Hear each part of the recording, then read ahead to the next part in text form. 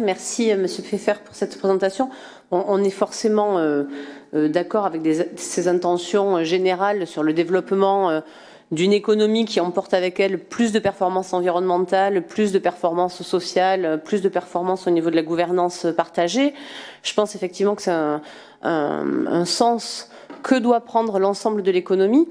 Et ma question par rapport à cette feuille de route ESS et par rapport à cette compétence que vous revendiquez pour l'ESS, tout en expliquant que l'économie n'est pas du périmètre de la municipalité, mais que l'ESS l'est.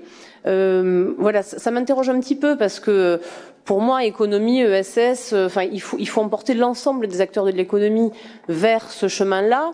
Et donc, pourquoi se focaliser sur l'ESS et ne pas dire finalement que l'enjeu, c'est d'emporter tous les acteurs vers plus de performances environnementales, sociales, et d'ailleurs c'est ce que vous avez dit en préambule, alors peut-être que du coup j'avais mal compris ce que vous présentiez dans votre feuille de route, à savoir on s'empare du secteur ESS, mais on considère que le reste, quelque part, de l'économie n'est pas de notre fait. Et je trouvais que c'était une présentation assez cloisonnée des choses, puisque, effectivement, les entreprises du territoire peuvent être souvent clients des entreprises de l'ESS. Enfin, c'est un écosystème qui se nourrit. Et donc, il me semble que c'est important aussi de tirer l'ensemble des entreprises vers là. Donc, ma question, c'est comment vous allez faire justement pour tirer l'ensemble des entreprises vers ce chemin-là. Et pour la suite de la présentation de la feuille de route, bon, mais vous avez mis l'accent sur les aspects peut-être les plus concrets de cette feuille de route, avec le fait d'encourager de nouveaux statuts de société avec des SIC, et vous nous avez donné un calendrier. C'était une partie de ma question. Les aspects sur l'accès au foncier me paraissent également intéressants.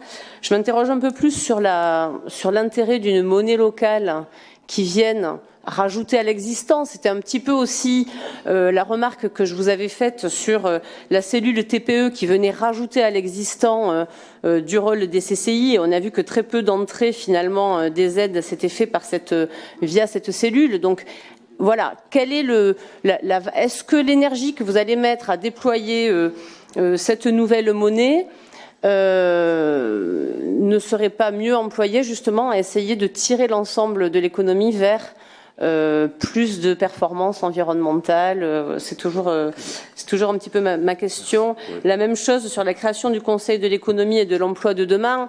Dans quelle mesure est-ce que ça rajoute pas à l'existant, dans la mesure où il y a déjà énormément de lieux où se fait cette réflexion et où il existe déjà beaucoup de propositions en la matière. Enfin, j'avais des questions sur changer nos pratiques au quotidien et puis renforcer les liens entre l'économie et les habitants. Savoir un petit peu, parce que bon, ce sont des intentions assez générales. Est-ce que vous avez un calendrier, des éléments peut-être un petit peu plus concrets à nous donner? Est-ce que c'est pendant les assises de la démocratie permanente que se tiendront ces discussions-là pour voir justement ce qui aboutira de plus concret au bout du compte? Voilà, pour avoir des éléments de calendrier sur cette feuille de route un petit peu plus précis. Merci.